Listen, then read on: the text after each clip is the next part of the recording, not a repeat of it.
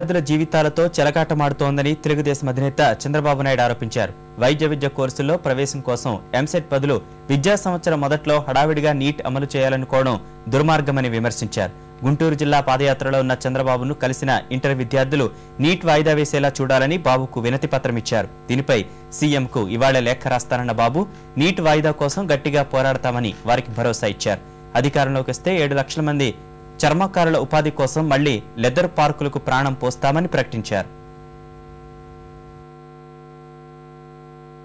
గుంటూరులో రైతు బజార్లు పెడితే మధ్యవర్తులు లేకుండా దళారులు లేకుండా చేయాలంటే అవి కూడా నీరు గారిపోయే పరిస్థితి వచ్చింది. అందుకనే మళ్ళీ ఆమె ఇస్తున్నాం. రైతుకు గిట్టుబాటు ధర వచ్చే వరకు, వ్యవసాయం లాభసాటిగా తయారయ్యే వరకు నేను పోరాడుతాను, న్యాయం చేపిస్తాను. రెండోది, పేదరికం లేని సమాజం చూడాలనేది నా జీవితాశయం. ఇది సాధ్యం, ఇది అసాధ్యం కాదు. ఎందుకంటే ఈరోజు ఆర్థికంగా చాలా వెసులుబాటు వచ్చింది. అవినీతిని అంతం చేయగలిగితే అందరూ కూడా పేదవాళ్ళు లేకుండా పేదరిక నిర్మూలన చేయొచ్చు. మూడోది, మా ఆడబిడ్డలు మగవారితో సమానంగా మిమ్మల్ని అన్ని రంగాలలో పైకి తీసుకొచ్చే వరకు ఈరోజు ఈ దేశంలో చూస్తున్నాం, ఆడబిడ్డలకు రక్షణ లేదు. మొన్నే గుంటూరులో వైష్ణవ్ అనే ఒక అమ్మాయిని 3 ఏళ్ల మునుపు కిడ్నాప్ చేస్తే సిగ్గుమాలిన ప్రభుత్వం ప్రత్యేక ట్రిబ్యునల్ పెడతామని, ఖర్చులు పెడతారని దాన్ని కూడా విత్డ్రా చేశారు. పక్కనే మీ ఊరు గుంటూరు వాసవి తెనాలి అమ్మాయి, ఇబ్రహీంపట్నంలో అయేషాన్ అమ్మాయి అతి దారుణంగా అమ్మాయిని మానభంగం చేస్తే ఈ ప్రభుత్వం ఇంతవరకు యాక్షన్ తీసుకోలేకపోయింది. సాక్షాత్తు ఢిల్లీలో ఒక ఆడబిడ్డ ఉద్యోగం కోసం పోయింది.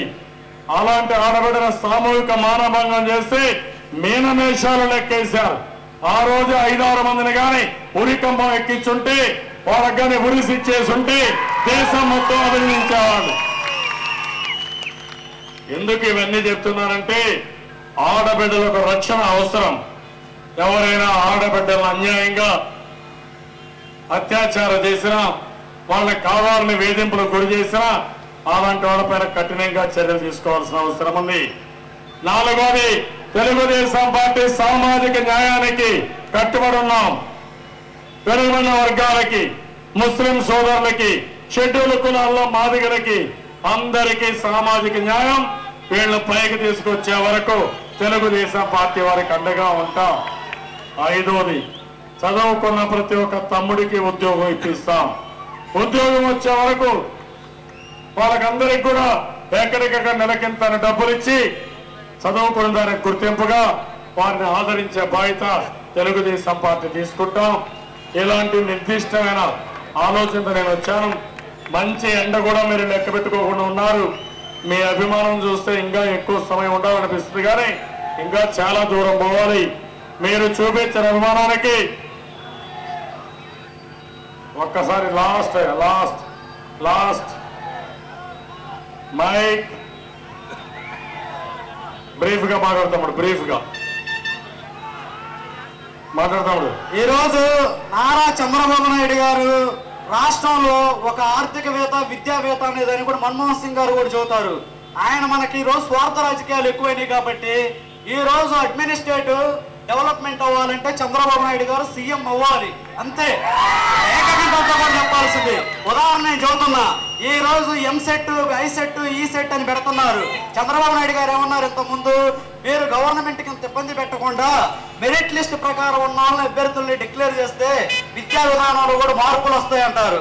మొన్న ఏమన్నారు, డిగ్రీ అయిపోయిన బీఈడీలు, హెచ్జిటీలు అవకాశం అని విద్యార్థులకి మధ్యాహ్నం పూట భోజన సమయంలో తీపి కబురిచ్చారు. దానికోసం ఇది చాలా తుప్పెప్పారు. ఈ పార్థసారథి గారు ఉన్నారంటే కొండనాలకు ముందెత్తి ఉన్ననాలకు పోతే ఉన్నట్టు ఏ డిపార్ట్మెంట్ చేయొచ్చు అర్థం కాదు. అదొకటి. నేను యాక్చువల్గా ప్రభుత్వ జిల్లా పరిషత్ హై స్కూల్లో విద్యా వాలంటీర్గా చేస్తున్నాను. నాకు 6th నుంచి 10th వరకు కూడా సోషల్ సబ్జెక్ట్ లో మాక్సిమం పోస్ట్ గ్రాడ్యుయేషన్ ఉన్నంత అనుభవం ఉంది.